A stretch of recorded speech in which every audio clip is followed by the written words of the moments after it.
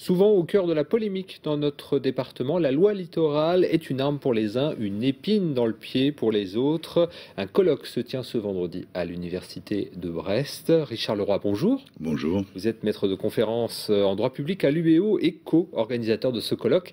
Alors en 25 ans, la loi littorale a-t-elle permis d'éviter le pire sur le littoral breton notamment? Si le pire, c'est une extension inconsidérée de l'urbanisation, la réponse est oui. Elle a mis un terme au gigantisme des marinas et resserré, si j'ose dire, l'urbanisation autour des centres. Pourtant, il y a quand même des communes qui sont très urbanisées, des communes littorales. La loi littorale n'interdit pas l'urbanisation. Elle évite la dispersion de l'habitat en regroupant autour du centre de l'agglomération, autour du bourg, l'extension de l'urbanisation.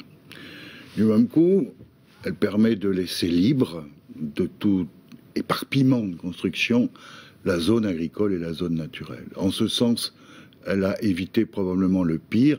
Le Finistère était, dans les années 70, avec la loi, avec les Pyrénées-Orientales, les départements où il y avait le plus d'éparpillement, de mitage de l'espace.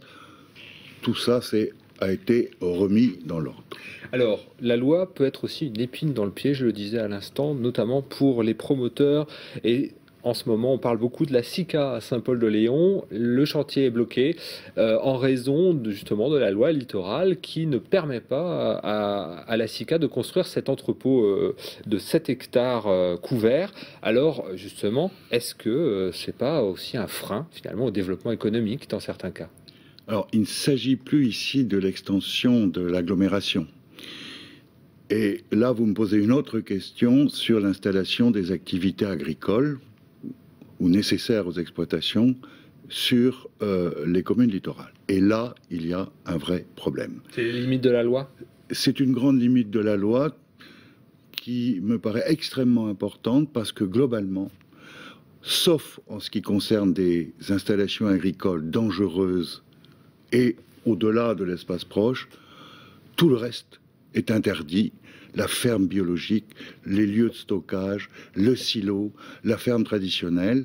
Et là, il y a une véritable question agricole qui est posée, qui mérite un vrai débat. Donc, ce sera peut-être le cas vendredi à l'université. Ce sera très certainement le cas à l'université. Autre exemple à Kerlouan, les mobil-homes, des gens qui sont installés là depuis des années, puis un jour on leur dit maintenant il faut appliquer la loi alors qu'on a laissé faire peut-être. C'est aussi la question de l'application de la loi. Je ne suis pas sûr. Je crois qu'il y a eu un phénomène social qui date des années 70 où on a installé des mobil-homes un peu ici ou là, où on a enlevé les roues de la caravane qui est devenue une construction. Et c'est vrai que la loi littorale l'interdit. Maintenant, il y a une tolérance qui est établie sur toute la côte finistérienne. Et il est très difficile de revenir sur ce qu'on a accepté, parce qu'en fait, on l'a accepté. Et deuxièmement, il est très difficile de retrouver par la loi littorale des lieux où l'on puisse mettre des mobil-homes. Voilà. Donc, il y a un vrai problème qui, me semble-t-il, est social parce que ça rejoint un tourisme populaire, n'est-ce pas? C'est pas un tourisme qui explose sur le littoral, c'est la petite caravane, voilà, que l'on a installée. Richard Leroy, merci d'être venu nous parler de cette loi littorale et de ce colloque, donc à l'occasion notamment des 25 ans cette année de cette loi. Ça se tiendra ce vendredi à l'Université de Bretagne occidentale à Brest. Merci beaucoup.